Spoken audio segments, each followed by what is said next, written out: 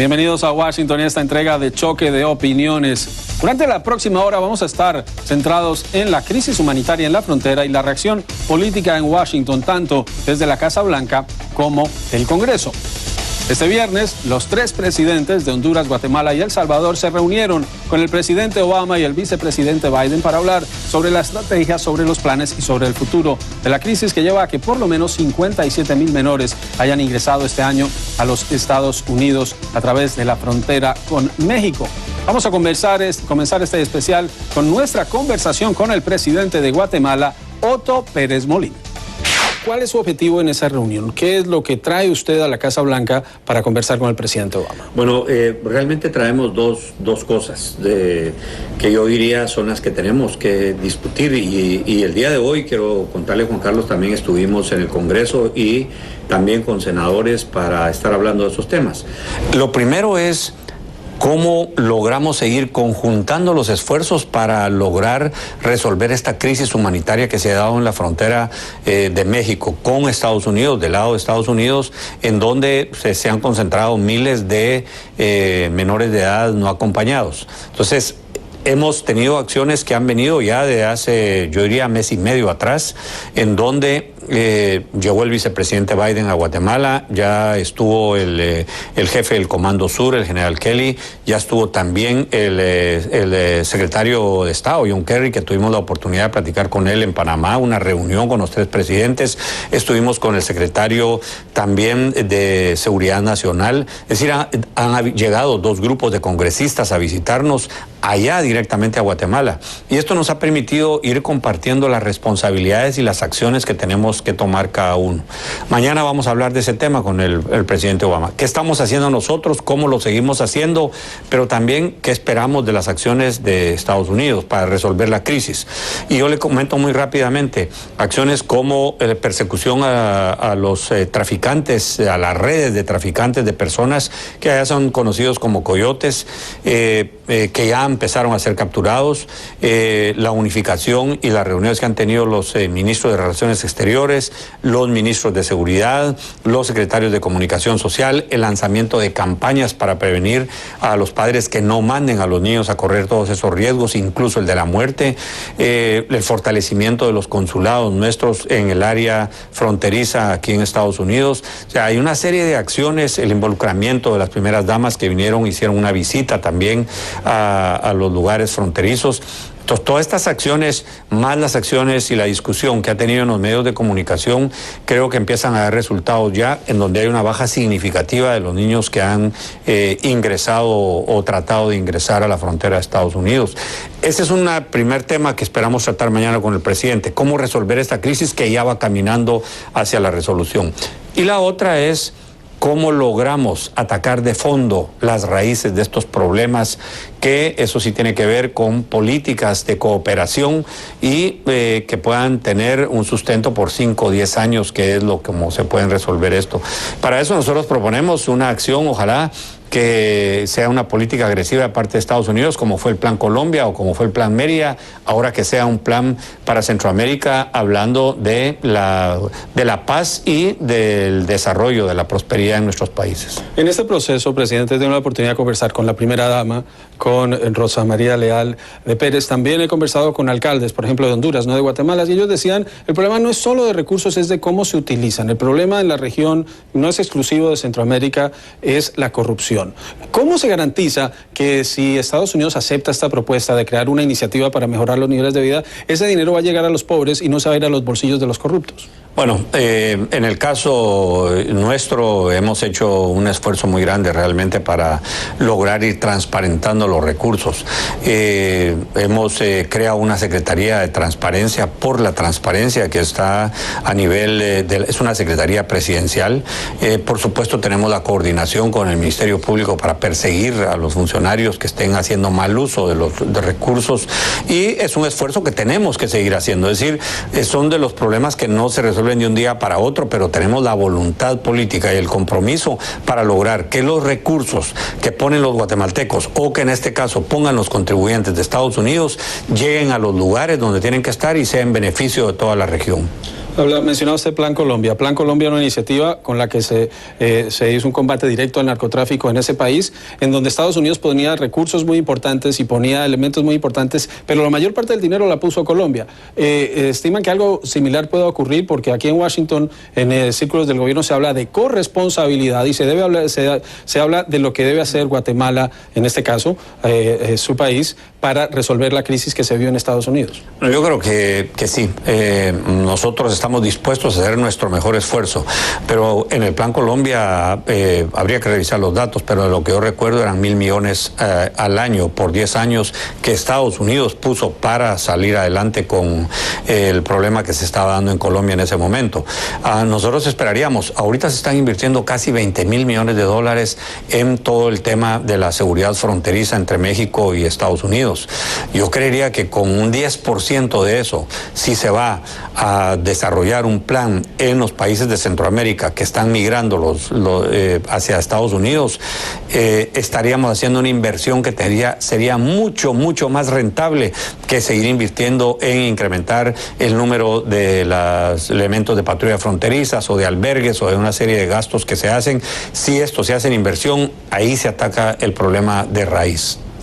Conversando con la primera dama, en 2012 ella presentó un informe, participó en un encuentro, advirtió sobre lo que estaba ocurriendo. El gobernador de Texas advirtió en 2012 sobre lo que estaba ocurriendo. Estamos en 2014. ¿Sabe usted qué pasó? ¿Por qué no se hizo un seguimiento o por qué no se advirtió antes de que esto estaba ocurriendo? Porque un flujo migratorio de esta magnitud no se da en 1, 2 o 3 semanas. Esto es una cuestión de meses y años. Sí, es definitivamente, sí. Efectivamente, allá en Guatemala, la primera dama se involucró en este tema desde recién que yo tomé el poder y empezó a advertir ese tema porque le empezó a dedicar tiempo y empezó a notar que se estaban dando ese incremento. Nosotros allá empezamos a tomar algunas medidas, creamos una comisión de alto nivel, mejoramos los lugares en donde se recepciona, se creó un lugar también cerca de la frontera de México que no existía para recepcionar a los migrantes que estaban siendo deportados. Lamentablemente, yo creo que aquí hay elementos que hubo desinformación, mala información, que se aprovecharon todos los traficantes de personas que le fueron a decir a las familias y a las comunidades donde más migrantes ha habido en Guatemala, de que había la posibilidad que si venían estos niños se iban a quedar y que no iban a retornar. Y ese mensaje empezó a circular cada vez más y más, no solo en Guatemala, sino también en El Salvador y Honduras, y se mira claramente cómo pasamos de 1.200 menores no acompañados que migraban, brincó a 4.000 en el 2012, brincó a 8.000 en el 2013 y a 12.000 ahora en el 2014, que es en donde se da la crisis y es donde ahora sí hay un involucramiento de los diferentes gobiernos para buscar una solución. Y habla usted de las cifras de Guatemala, las cifras generales son mucho más altas. La pregunta que muchos se hacen en Washington y dicen es que ¿por qué Guatemala no sella su frontera? ¿Por qué no impide que la gente salga del país? ¿Ustedes pueden hacer eso? La verdad es muy difícil. Nosotros tenemos casi 1.000 kilómetros de frontera en México, pero hemos trabajado conjuntamente. Ahorita yo recientemente, hace 15 días, estuve con el presidente Peña Nieto, en donde se inauguró una instalación que está 60 o 70 kilómetros adentro del territorio mexicano, que es un segundo puesto de control que ellos están poniendo. Entonces, con el presidente hay una política que compartimos con el presidente Peña Nieto, que es generar oportunidades, porque esos primeros 60 kilómetros es una tarjeta que puede obtener cualquier guatemalteco y transitar como turista por 72 horas o una tarjeta de trabajador temporal que se da en esa franja del espacio de México. Quiere decir que esto nos va a ayudar a tener una mejor relación comercial, una mejor relación de turismo y va a lograr un desarrollo mejor en las fronteras. Pero por otro lado quedan documentados también los guatemaltecos para que en ese segundo puesto de control el que quiera pasar ya tiene que llevar su visa o está todos sus datos registrados. Y todavía va a haber un tercer puesto de control que es en la parte más angosta de México, en el istmo de Tehuantepec, que estaría desarrollándose prácticamente un control todavía mayor. Nosotros, para decirlo, hemos también implementado con la cooperación de Estados Unidos una fuerza de tarea del lado de Guatemala en la frontera con México, en donde Estados Unidos puso los vehículos, los equipos de comunicación, y nosotros pusimos una fuerza de tarea, se llama interinstitucional, policía, ejército, migración, aduanas, están trabajando conjuntamente, incluso el Ministerio Público, para poder judicializar cualquier caso. Quiere decir que hay esfuerzos que se están haciendo en ese sentido para mejorar los controles. ¿Cómo recibe usted, a través de los medios B1, el rechazo que están generando la llegada de los niños en Estados Unidos? B1, miembros del Congreso diciendo que no los quieren acá, diciendo que los niños pueden traer enfermedades, que esto es una invasión. Es una minoría, pero es una minoría que hace mucho ruido. ¿Cómo ve usted personalmente que se refieran así a menores que vienen de su país? Bueno, yo creo que eso son comentarios que realmente no tienen la visión que debe tener. Esto debe tener una visión integral y debe ser una visión fundamentalmente humanitaria. Al final son niños, no son delincuentes los que están llegando, no es que vengan enfermos tampoco, sino no aguantarían hacer toda esa travesía. Pero no deja de tener un poco eco estos comentarios que se hacen, pero yo le quiero contar que hoy tuvimos dos sesiones en el Congreso, una sesión en el Senado de Estados Unidos, y hubo mucha disposición, mucha apertura y la voluntad puesta de manifiesto para trabajar, que es un problema conjunto y que lo tenemos que trabajar también conjuntamente. Los guatemaltecos, un segmento muy importante de la población hispana de Estados Unidos, llevan muchos años en este país trabajando como los inmigrantes lo hacen, y ahora se habla de reforma inmigratoria, pero una nueva encuesta de CNN que sale hoy, se le pregunta a la gente qué opinan. El 51% ahora considera que el énfasis debe ser seguridad fronteriza, contra un 41% que pensaba eso en febrero, mientras que en el tema de la legalización de los millones de indocumentados que hay en Estados Unidos, ahora un 45% dice que esa debe ser la prioridad, contra un 54% que lo pensaba en febrero. Hay un descenso de 9 puntos. Esta crisis está teniendo un impacto. ¿Qué tan importante sería para Guatemala una reforma inmigratoria? ¿Qué tan importante sería para Centroamérica que los millones de personas de la región se puedan legalizar? Yo creo que el impacto que ha tenido toda esta noticia que ha salido, y en el contexto político, que hay que decir lo que se está viviendo en Estados Unidos, hace también que haya habido ese descenso en los que pensaban en apoyar una reforma migratoria. Pero yo creo que esto es coyuntural. En la medida de que ahorita se pueda resolver esta situación, esta crisis humanitaria que se da en la frontera, creo yo que el tema de fondo, el gran tema, es la reforma migratoria. Y yo tengo que reconocer que el presidente Obama ha hecho una labor importantísima, ha sido contundente en decir que hay 11 millones de migrantes aquí en Estados Unidos que debería de dárseles la oportunidad para legalizarse y para documentarse, y a 11 millones que ya están viviendo aquí en Estados Unidos, que están trabajando e incluso que han de estar pagando los impuestos como cualquier ciudadano americano. Así que yo creo que el tema de fondo sigue siendo esa reforma migratoria. Si esa reforma migratoria hubiera pasado, esta crisis que se da en la frontera, yo estoy seguro no se hubiera dado. Y es un debate que se da en el Congreso entre quienes están o no de acuerdo, pero la Casa Blanca le pidió al Congreso $3.700 millones, no los ha recibido. El Congreso ahora hace una contrapropuesta por la mitad de esa cantidad, pero todo parece indicar que nada de esto se va a resolver sino hasta septiembre, en medio de la crisis. ¿Tiene usted esperanzas de que puede llevar algo concreto después de su reunión con el presidente Obama, teniendo en cuenta que el Congreso de Estados Unidos no avanza en este tema?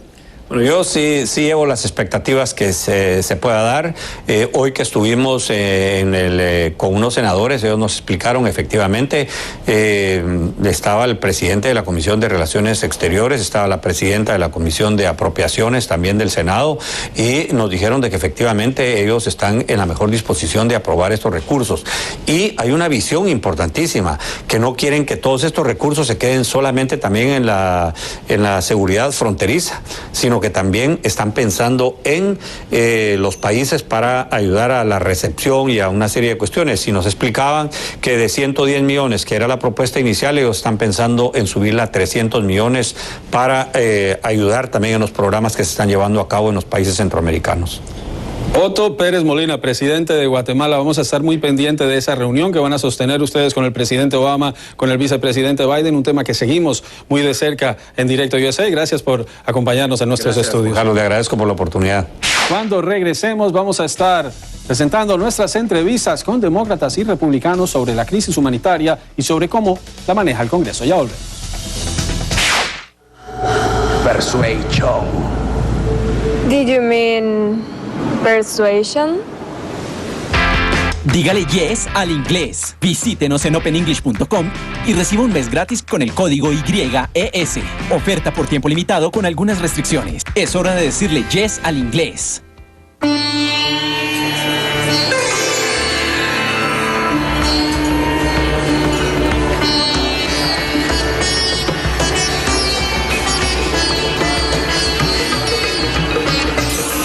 Algo insólito puede pasar cada vez que usas tus tarjetas de crédito BOD. Por cada 500 bolívares en consumos que realices, recibirás un cupón electrónico para participar por el reintegro del total de tus próximos 3 pagos mínimos mensuales. ¿Qué esperas? Tanto de la carne. El mundo del Longines.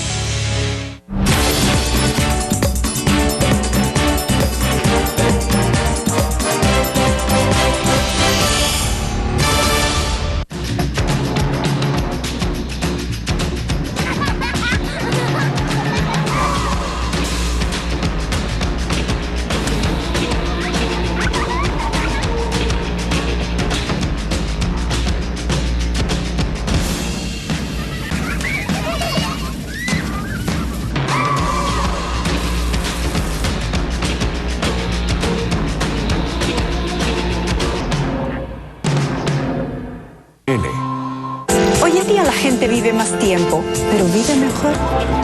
Acompáñame a explorar las posibilidades de mejorar tu salud. Conoce los avances científicos y tecnológicos en la medicina. El futuro de tratamiento para cáncer va a ser a nivel de vacunas. Lo último en nutrición y psicología. Hemos llegado a la conclusión de que la violencia genera violencia. Entérate y actúa por un futuro más saludable. Toma las riendas de tu salud. Doctora Zaret, el sábado en CNN. Hola, soy Patrick Ottman en La Habana. Somos CNN.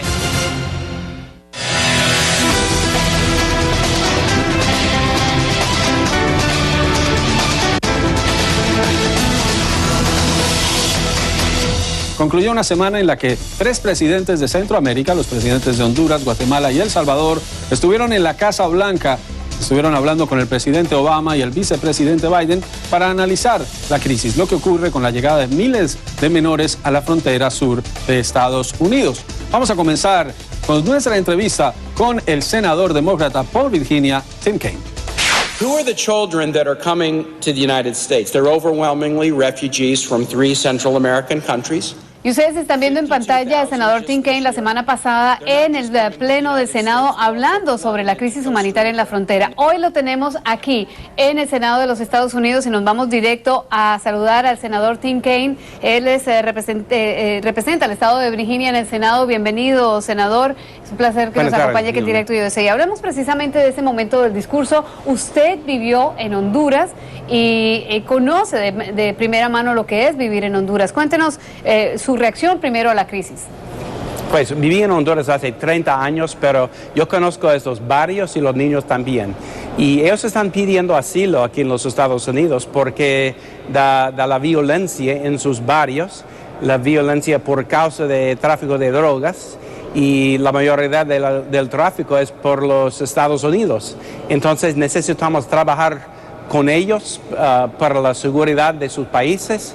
Ellos debemos proceso en la frontera y también necesitamos trabajar mucho más con los países de Centroamérica para mejorar su seguridad, para proteger a la gente. Y hablando de seguridad, el mismo gobernador de Texas, Rick Perry, ya está enviando 1,000 miembros de la Guardia Nacional, quiere que el gobierno haga más.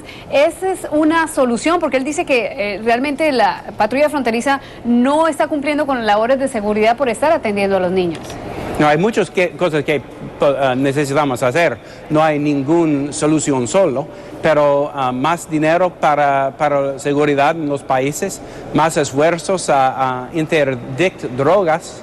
Es importante para nosotros hacer eso, pero es importante para toda la gente en los Estados Unidos entienden que esos niños no son criminales, no son gente mala, pero son pidiendo asilo, somos refugiados de la violencia y podemos trabajar con los países a pelear contra la violencia ya. Los presidentes de Honduras y El Salvador y Guatemala van a visitar Washington en 2 días y yo voy a encontrar con ellos para mejorar las soluciones. ¿Qué posibilidades hay de que se acepte que estos niños sean calificados como usted quiere, como refugiados? Esto pues tiene unas implicaciones políticas y legales diferentes, ¿no? Sí, hay palabras diferentes para ellos, pero yo creo que la explicación verdadera es que ellos están pidiendo asilo porque de la violencia. Y el UN y otras agencias que están trabajando en la frontera y los oficiales de nuestra Border Patrol entienden que estos niños están escapando de la violencia en sus barrios y no peleamos contra la violencia, no vamos a hacer una solución a eso. Junior Molinares también conversó con la representante de la Cámara Republicana por la Florida, Ileana Ros-Lehtinen, sobre esta crisis humanitaria en la frontera y sobre el proceso, cómo se vive en el Congreso de los Estados Unidos. Bueno, y yo creo que para muchos miembros de nuestra conferencia republicana es demasiado dinero. Todavía esto va a ser un proyecto bien difícil para el presidente de la Cámara pasar. Va a necesitar votos demócratas y yo no sé si él los va a poder conseguir, porque va a cambiar la ley que ahora dice que los países como El Salvador, Honduras, Nicaragua, que no tocan la frontera con los Estados Unidos, ellos tienen unos estándares, unos reglamentos muy distintos a los muchachos de México. Va a cambiar eso y todos los muchachos van a tener el mismo estándar. También va a poner la frontera mucho más segura. Esa es la parte más popular en nuestro caucus republicano y esa es la parte que va a recibir más votos. Así que si lo pueden cambiar un poquito para darle el sentido a los congresistas que esto no va a ocurrir otra vez y otra vez, puede ser que se pueda pasar, pero es todavía una pedida muy grande. Sí, bueno, hay muchos colegas demócratas suyos que están muy molestos con esa propuesta de querer cambiar la ley del 2008, pero y también hay unos grupos que trabajan más con los centroamericanos que dicen que no están mostrando los republicanos el verdadero interés o la verdadera urgencia de la crisis humanitaria en Centroamérica.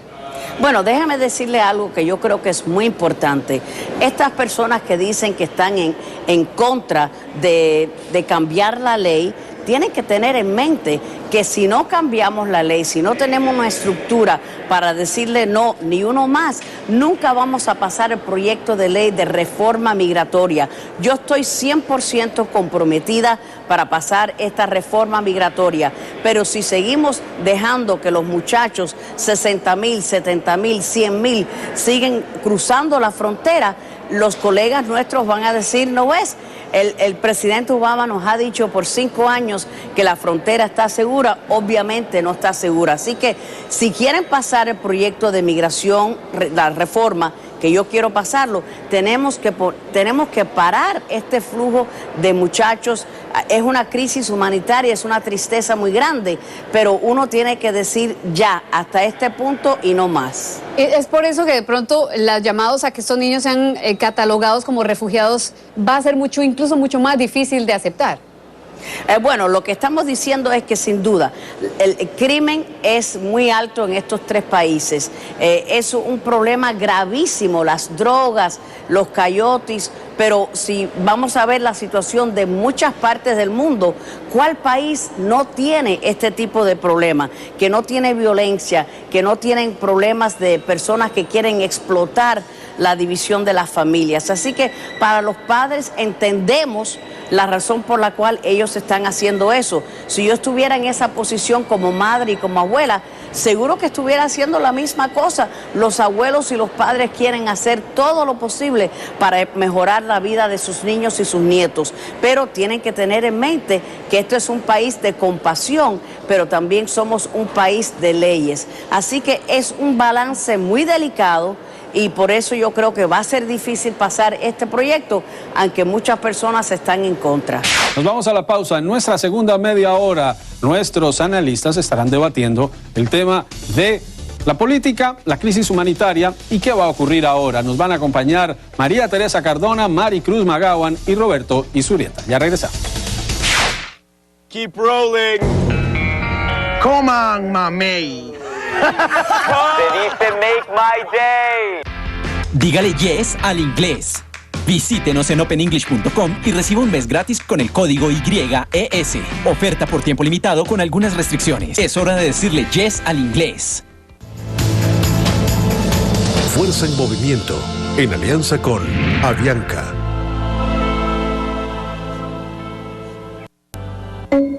Cuando regresó a Perú después de estudiar en Estados Unidos, Juan Stoessel apostó a crear una marca en la industria hotelera. Hoy, con 11 años de vida, su creación, Casa Andina, es una de las principales cadenas de hoteles del país. Nosotros comenzamos principalmente dirigidos a lo que era el turismo receptivo, que son los extranjeros que nos vienen a visitar. Hoy día el turismo corporativo es muy importante en casi todas las grandes ciudades del país. Y es que creamos la tercera marca de Casa Andina, que es Casa Andina Select. Este producto de 4 estrellas justamente dirigido a hombres de negocios. Y principalmente hombres de negocios peruanos. Con 21 hoteles en 12 destinos, la propuesta de Casa Andina es ofrecer al viajero una experiencia auténticamente peruana, desde la decoración hasta la gastronomía. Deportes CNN. Inspírate. Motívate. Descubre. Y únete a nuestro equipo. Todos los días en Deportes CNN. ¿Quieres saber lo que hacen? Lo que dicen. Lo que visten. ¿Con quién salen? Mariela Encarnación en Miami y Juan Carlos Arciniegas en Los Ángeles cubren toda la emoción del entretenimiento. Controversias. Veamos lo que hay detrás de esta polémica.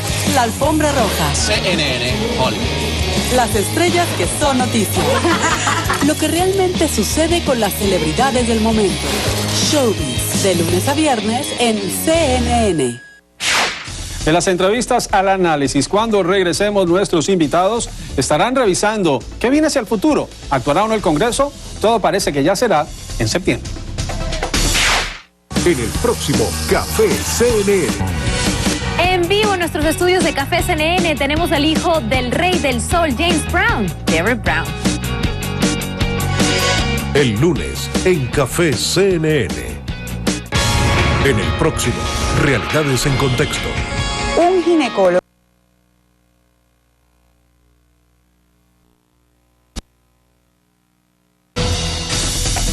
Y vamos ahora con el análisis, el debate sobre otra semana que termina en medio de una crisis humanitaria que no tiene respuesta aún por parte del Congreso, en donde todavía no se han asignado fondos a pesar de 2 propuestas, la solicitud que hizo el gobierno de $3.700 millones y una contrapropuesta presentada por los republicanos en la Cámara.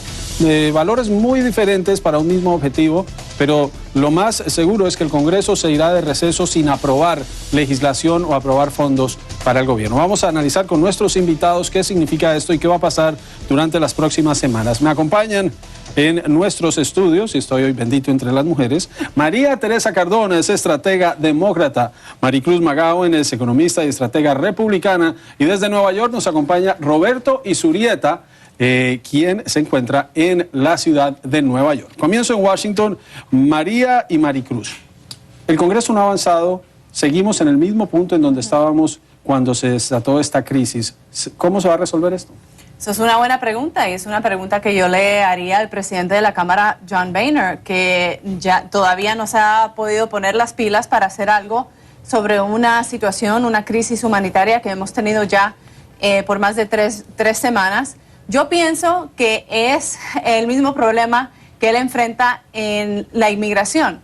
Hay unos extremistas dentro del Congreso, del Partido Republicano, que no quieren hacer nada sobre la migración, que no quieren hacer absolutamente nada para tratar de solucionar este gran problema que tenemos. Lo que sí quieren hacer es, y lo que sí han aprobado, son enmiendas que derogarían la situación que tenemos ahora, que deja a los niños soñadores a quedarse aquí para tener permiso para trabajar o estudiar. Y eso es algo que presentó el presidente Obama. ¿Por qué? Porque los republicanos nunca estaban dispuestos para hacer nada. Y ese es el problema.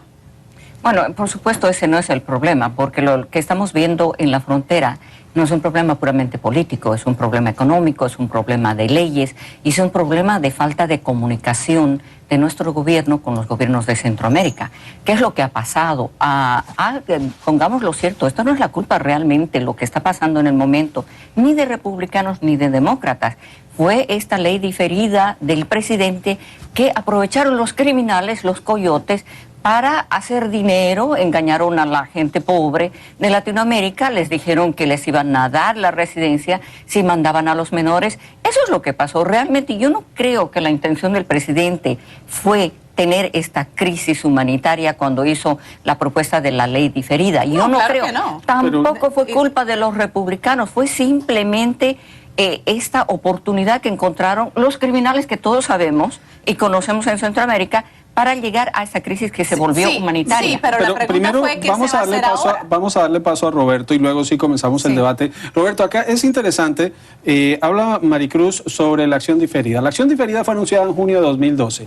Para mayo de 2012, el gobernador Rick Perry en una carta ya había advertido a la Casa Blanca sobre el incremento que se dio de 2008 a 2009. Se había duplicado, ya estaba ese año, el 2009, ya estaba en 10,000 y al siguiente año se duplicó. Es decir, esto no comenzó por la acción diferida, como dice el senador Ted Cruz, como dicen muchos puntos republicanos. Pero la impresión que da a nivel político es que tanto la Casa Blanca como el Congreso, ambos partidos se desentendieron de esta situación y eso nos lleva a esta crisis. Lastimosamente, lo que estamos viendo en esta crisis humanitaria son las mismas actitudes que hemos estado viendo sobre la reforma migratoria, la propuesta de una reforma migratoria integral. Las leyes inmigratorias de los Estados Unidos no están funcionando y no han venido funcionando muchos años. El problema que estamos teniendo ahora es también parte de ese problema, porque muchos de estos niños están llegando acá porque quieren encontrarse con sus padres que están indocumentados y que ya están más de 5 o 10 años. Entonces, la única manera de afrontar este problema es afrontarlo con responsabilidad, dejándonos las culpas a un lado y realmente poner los esfuerzos. Yo sí coincido en el sentido de que yo no veo la suficiente responsabilidad para tomar acciones, sobre todo en esta crisis humanitaria que requiere acciones inmediatas, porque la situación se está realmente desbordando a niveles muy, muy graves. Entonces, lo que también creo que es importante resaltar, que yo sí coincido con María, en el sentido que los republicanos más moderados sí se percibe que tienen una actitud mucho más seria como para resolver este problema. Pero claro, estamos en la mitad de un ciclo electoral donde están acabando las elecciones internas y comenzamos en perspectiva de las elecciones en noviembre y por supuesto el momento de las elecciones es un momento propicio para que los políticos politicen los temas en vez de realmente asumir responsabilidades y responder a esta crisis humanitaria. Y es una crisis, es interesante, una ley de 2008 que pasó el Congreso por unanimidad. Cámara y Senado sancionó al presidente Bush para combatir el tráfico de personas. Establece que los niños que vienen de países que no son contiguos, como en este caso Honduras, Guatemala, El Salvador, tienen un proceso distinto. La Casa Blanca pidió que se cambie esa ley. El secretario de Seguridad Interior, Jay Johnson, en una reunión privada, pidió que se cambie esa ley. El presidente de la Cámara, John Boehner, está pidiendo que se cambie la ley, pero Maricruz, se dio muchos casos en que legisladores republicanos le estaban pidiendo al gobierno que no cumpliera con las leyes, que deportara a estos niños cuando la ley dice que no se puede. Este es un proceso en el que se está pensando más en el electorado, menos que en soluciones para un problema que no se resuelve fácilmente. No es de un día para otro que se frena el flujo de personas. Bueno, en ambos lados va a haber siempre políticos que van a hacer eso, no es solamente un lado. Pero hablando de acciones inmediatas, ahí tenemos al gobernador Rick Perry de Texas que está mandando a la Guardia Nacional. Él está haciendo algo. Yo quisiera ver una respuesta igual del presidente del Departamento de Seguridad Interna. Algo se tiene que hacer. Ahora, esa ley del 2008 fue una ley muy bien intencionada, por eso tuvo el apoyo de ambos partidos. Nadie quiere la esclavitud, ni el tráfico de niños, ni el tráfico de mujeres. Fue algo que realmente se hizo con buena fe, pero que resultó, como siempre digo, nunca faltan la gente, los criminales que tratan de tomar ventaja para ganar dinero, porque eso es lo que están haciendo. Nadie está hablando, muy poca gente está hablando de la cantidad de dinero que están ganando los coyotes trayendo a estos niños. Mira, ¿y de dónde viene ese dinero? Es un fenómeno interesante en el que se buscan muchas explicaciones. Lo cierto es que un país de 300 millones, 320 millones de personas, 50,000 niños, es estadísticamente una cifra mínima ante la reacción que ha generado en gobernadores demócratas y republicanos que no los quieren en sus estados. Esto creo que envía una señal bastante preocupante sobre cómo Estados Unidos recibe a estos menores. Claro que sí, y yo creo que eso es un punto clave que no suficientes legisladores y oficiales, líderes, se han enfocado. Esto es una crisis que tiene que ver con el bienestar de nuestros recursos a nivel global más apreciados, que son nuestros niños. Y por eso es que yo creo que tenemos que dejar la política a un lado de parte de los dos partidos y de verdad tratar de buscar una solución. El presidente ha ofrecido una solución en los 300 millones de dólares que ha, 1,000 millones de dólares que ha pedido para tratar de bregar con este problema. Los republicanos no han hecho nada sobre eso. El gobernador Rick Perry lo único que dice es que hay que llamar a la Guardia Nacional cuando esto no es un asunto de seguridad nacional. No es un asunto de seguridad nacional, Maricruz. Estos niños no son una amenaza. Estos niños no son una amenaza para nuestra seguridad nacional. Niños, María. Y entonces María, no lo que pasa es que si van, lo que va muy poquitos y lo que pasa es que si se llama la Guardia Nacional, si se llama la Guardia, no son todos, Maricruz, por Dios. Todo niño que llega aquí tiene que tener la ayuda de un coyote o no llega. La cifra que dijo el gobernador Perry, que quiere llamar 1,000 de los Guardia Nacional, lo único que harían es que eso ofrece más personas a las cuales estos niños se están entregando. El hecho de que el gobernador Rick Perry está ofreciendo eso, la Constitución él no entiende cuál es la en este caso que la Guardia Nacional ejerza como autoridad en la frontera. Pueden vigilar, pueden asistir, pero no pueden detener a nadie. Roberto. No, pero pueden ayudar. Es una ridiculez. Pero no eso no es lo que quiere Rick Perry. Lo que quiere Rick Perry es que ellos empezar, María, tú no sabes lo que quiere Rick Perry. Sí, porque Rick Perry lo ha dicho. Roberto, fue muy claro en una entrevista que lo que él quiere es llamar a la Guardia Nacional. Quiero darle paso a Roberto, pero expliquemos lo que el gobernador. Mire, el gobernador Rick Perry. Ahora entiendes por qué me vine a Nueva York, ¿no? Roberto, el gobernador Rick Perry envió una carta en mayo de 2012 donde advertía sobre cómo estaban llegando cada vez más niños. Ahora el mismo gobernador Perry dice que fue la acción diferida la que disparó la llegada de los niños cuando él ya había advertido desde antes. La primera dama de Guatemala había advertido desde antes. Enviar, Roberto, 1,000 integrantes de la Guardia Nacional, que expliquemos, son las milicias que tienen los estados, que responden al gobernador y al presidente en casos de emergencia. No lo hace en coordinación con el gobierno, no lo hace en coordinación con la patrulla fronteriza, lo hace de manera unilateral. ¿Estamos aquí ante esfuerzos para asegurar la frontera o estamos ante esfuerzos para enviar mensajes políticos, en el caso de Rick Perry, de quien se dice está tratando de revivir su interés por una campaña presidencial? Soy muy claro y lamento ser muy claro. Responde a intereses políticos, porque eso no va a resolver ningún problema, ni tampoco va a proteger la frontera, ni tampoco nos va a dar más seguridad. No es un problema de esa naturaleza.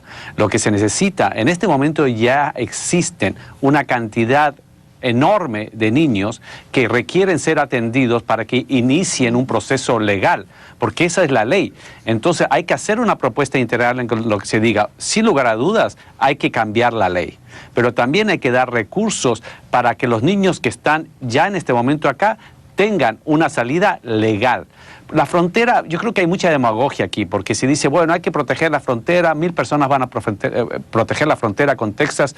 Para aquellos que conocemos la frontera de este país es enorme y no la va a proteger con 1,000 personas de ninguna manera. El problema es mucho más complejo que eso. Entonces, en realidad, los Estados Unidos vive con unas fronteras abiertas por también el brutal intercambio económico que es muy positivo para los Estados Unidos y también para México. Entonces, no se puede cerrar esa frontera y no van a conseguir nada mandando más guardias de seguridad a la frontera. El problema es mucho más complejo que eso y se requiere de políticos serios que entiendan o estén dispuestos a entender, dejen la política a un lado y den una solución integral a este problema que también pasa, y nunca nos olvidemos, por una reforma integral a las leyes de inmigración. Exacto. Bueno, vamos a ir a la pausa, ya seguimos con esta conversación, estamos en choque de opiniones, la crisis humanitaria en la frontera y la acción o falta de acción en el Congreso de los Estados Unidos y en el gobierno en Washington. En realidad, desde que los medios comenzamos a darle mayor relevancia a esta crisis que comenzó hace 5 o 6 años,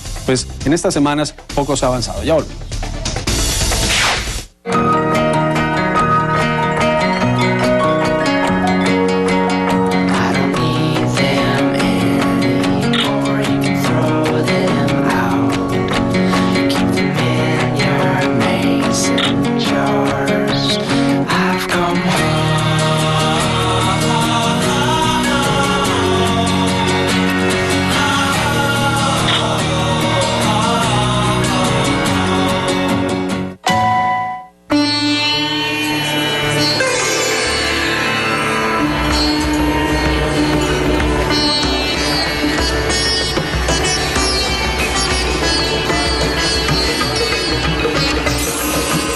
insólito puede pasar cada vez que usas tus tarjetas de crédito BOD. Por cada 500 bolívares en consumos que realices, recibirás un cupón electrónico para participar por el reintegro del total de tus próximos 3 pagos mínimos mensuales. ¿Qué esperas?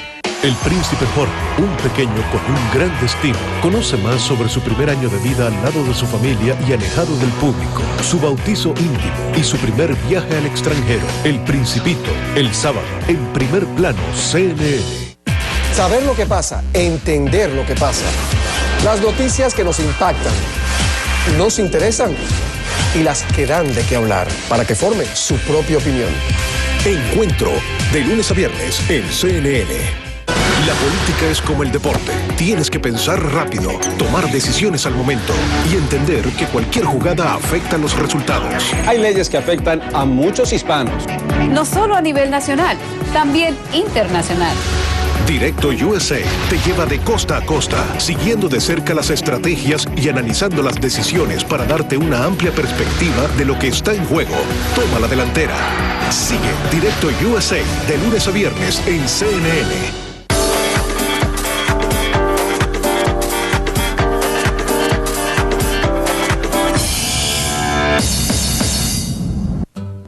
Descubre un estilo de vida como nunca lo soñaste. En un ambiente sereno, mágico y acogedor, rodeado de un entorno natural. Pasea relajadamente por el bosque.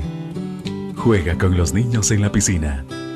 Ejercítate en el fitness center o simplemente deleítate con vistas espectaculares desde tu balcón. Un lugar como nunca lo has soñado. Alta Villa El Naranjo, el lugar perfecto para gozar de tu vida. En un entorno natural, tranquilo, elegante, cómodo, sereno y seguro. Contáctanos 2277-6001. Alta Villa El Naranjo, inspiración que viene de lo alto. Con el respaldo y la experiencia de Grupo Rosul. Hola, soy Al Goodman en Madrid. Somos CNN. Bueno, seguimos con la conversación y quiero comenzar este segmento con Maricruz Magaón. Maricruz, ¿es fácil establecer una narrativa en donde los malos de la película son los republicanos que quieren deportar a los niños? Pero cuando uno mira cómo son las cosas, aquí en realidad se salvan pocos. Uno ve, por ejemplo, inicialmente la Casa Blanca pidió modificar la ley de 2008, aunque no lo incluyó en su propuesta por escrito. Luego el secretario de Seguridad Interior se reunió con los senadores a puerta cerrada y les dijo que quieren eso. La solución para la Casa Blanca es deportar. Sí, es verdad. Bueno, yo sigo insistiendo, este no es un problema, el problema más emergente en este momento, o sea, el problema de mayor prioridad en este momento es proteger a esos niños. Estoy de acuerdo con Roberto que es un problema complejo, pero no estoy de acuerdo con él cuando dice que la Guardia Nacional no va a hacer nada. Esos niños necesitan ser protegidos. Esos niños no vinieron solos, vinieron con criminales. Esos criminales los están abusando, los están maltratando. Alguien tiene que estar ahí protegiendo a esos niños mientras están por lo menos en suelo americano. Y la Guardia Nacional puede hacer ese trabajo de protegerlos. Pero eso no y es, nadie habla de eso. Eso no es lo que dijo Rick Perry, la razón Yo para no llamar a la estoy Guardia diciendo Nacional. qué dijo, qué no Al dijo final Rick del Perry, día, estoy viendo el resultado, María, al final del día, la propuesta del presidente Obama incluye más dinero para la patrulla fronteriza y más dinero para los oficiales que están dirigidos en enforzar la ley. Entonces, por eso es que el Congreso debe mirar seriamente a esta propuesta del presidente Obama. El problema es puramente político de parte de los republicanos en el Congreso, que no quieren hacer absolutamente nada para ayudar a este presidente a solucionar este problema. Roberto, la mayoría de los americanos están de acuerdo con esta propuesta. Eso tampoco es Robert, quisiera clarificar una cosa que me parece importante. Por favor, la idea de que el coyote viene agarrado de la mano de los niños y cruza la frontera, eso no es así. Los coyotes les llevan hasta cierto punto y de ahí llegan solos. Claro. En este país no llegan ni se identifican, ya no están en ese grupo porque tienen que, más bien regresan para conseguir el nuevo grupo. Entonces, lo que sí se necesita, y en esto estamos todos de acuerdo, es dinero para proteger a los niños. Proteger a los niños comienza primero por asistencia. ¿Dónde se van a ubicar? Y ese es el otro problema que estamos debatiendo. Por eso ninguno de los gobernadores dice, bueno, que vengan donde mi estado. ¿Por qué? Porque nadie me da recursos además para atenderlos. Entonces, un poco que vengan a mi estado a cuenta propia. Esto es decir, que yo, con mis problemas financieros, tengo que ponerle el lugar de hospedaje, que probablemente se va a requerir por algunos meses, estamos hablando de decenas de miles. Tenemos que darle asistencia, tenemos que darles cuidado médico, tenemos que, alimentación, son una serie de requisitos que requieren dinero y por eso el pedido de que se pase esta ley antes de que se vayan al receso, porque si no, pero precisamente estamos ante un caos. Y en algo sí tiene razón Maricruz, es los coyotes, los traficantes, y están haciendo su agosto, aunque estamos en julio, con este negocio. Porque leía que aún que hasta bajaron precios para traer más niños, pero primero hablemos de los niños que ya están acá, pero la responsabilidad de Estados Unidos en toda esta crisis. Algo tiene que ver con lo que está ocurriendo en Centroamérica, pero muchos ligan, Roberto, lo que ocurre en Centroamérica con Estados Unidos y con el consumo de drogas que ha llevado a que muchos carteles estén operando en esos países. ¿Cuál es la obligación de Estados Unidos en este caso, más allá de cuidar a los niños que ya se encuentran aquí? Los Estados Unidos muy bien podría tomar la actitud de decir nosotros no tenemos ninguna corresponsabilidad sobre lo que pasa al otro lado de la frontera y en la medida de lo posible controlaremos nuestra frontera y podrían también decir y ponemos leyes de inmigración muchísima más estrictas, que son algunas de las propuestas que se está viendo de los sectores mucho más conservadores.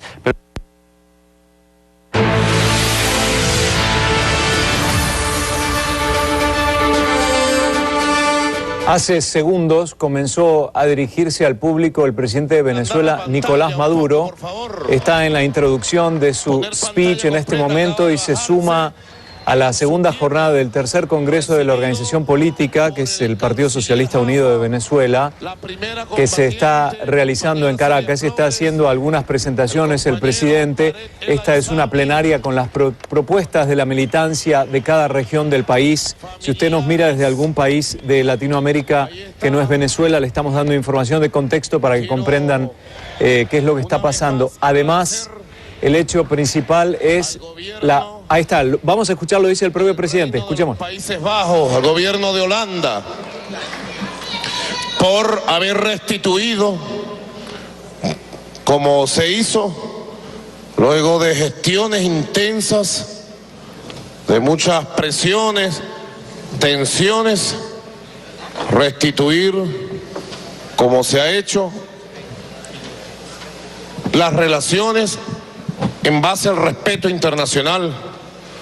Pasará a la historia, compañeros, este comunicado oficial que hoy recibimos en la tarde de manos del embajador de Holanda en nuestro país, directamente en las manos del canciller Elías Agua. Bueno, quiero interrumpir un segundo para explicarles las imágenes que vemos en este momento. Elías Agua en el centro acompañando al liberado, a Carvajal, que ya está en territorio venezolano. Como ven en la parte superior derecha de la pantalla dice Estado Vargas, que ha aterrizado el avión que lo trae desde la isla de Aruba, territorio holandés, y como decía recién el presidente Maduro, tras la orden del gobierno de Holanda de liberación de este diplomático, ex funcionario de la inteligencia del gobierno de Hugo Chávez, y que fue liberado porque había sido él designado cónsul en Aruba por parte de Venezuela, y luego, debido a un acuerdo que hay entre Holanda y Estados Unidos requirió, porque tenía pedido de captura este señor, entonces pidió que lo detuvieran, se lo detuvo, y ahora a los 3-4 días finalmente el gobierno de Holanda reconoce que tiene inmunidad diplomática. Esa es más o menos la historia. Vamos a seguir escuchando al presidente de Venezuela. También por dónde fueron los tiros para este montaje y este secuestro, que bueno, nos obligó a prepararnos, como siempre, para defender el honor y la dignidad de Venezuela, y ustedes saben que estaba dispuesto a todo por defender el honor, la dignidad de Venezuela, que nadie la puede mancillar. Y como lo dije, nosotros somos buenos vecinos, somos buenos amigos y buenos vecinos somos. Buenos, muy buenos. Por las buenas somos de lo mejor y damos nuestro corazón y somos hermanos, solidarios. La derecha en Venezuela nos critica más bien por lo solidarios que somos y por el amor que damos a todos nuestros hermanos del continente y del mundo. Donde haya que dar amor, búsquenos, aquí está bastante amor sembrado en la historia. Pero si vienen a abusar de Venezuela, también nos plantamos duro, y gracias a la labor política, diplomática, quiero agradecer al gobierno de Holanda. Las comunicaciones entre los cancilleres funcionaron como debe ser y hubo una decisión valiente, verdaderamente lo tengo que decir, valiente, muy valiente del gobierno de Holanda, muy valiente para el relato de esta nota diplomática. Y luego reconocer que se había violado la inmunidad diplomática de acuerdo a la Convención de Viena y restituir el derecho internacional. Hace falta claridad, valentía, buena voluntad. Le digo a nuestros hermanos de las islas caribeñas de Aruba, Curazao y Bonaire, eso es lo que nosotros queríamos, porque queremos seguir siendo hermanos, porque nosotros amamos a los pueblos de Aruba, de Curazao, de Bonaire. La sangre nuestra viene de allí, mis abuelos vienen de allí, los bisabuelos que vinieron de Holanda, los Maduro, vienen de allá. En Holanda hay una ciudad con el nombre de Maduro. Eran los judíos que fueron expulsados y perseguidos, como hoy persiguen a los palestinos. Los persiguieron de Portugal y fueron a Holanda, y luego los expulsaron de Holanda y se vinieron al Caribe y llegaron allí. Mi abuelo todavía hablaba holandés y papiamento. Así que tenemos vínculos, la gente de Falcón, los falconianos. Bueno, y queremos seguir teniendo vínculos de hermandad, de paz, de cooperación, como debe ser, como debe ser. Puedo decir, me siento feliz de que se haya resuelto este conflicto que había sido creado por el intervencionismo de los halcones imperialistas de Miami y de las mafias mayameras, que no saben el daño que hacen. Y ahí retomo el tema de Diosdado.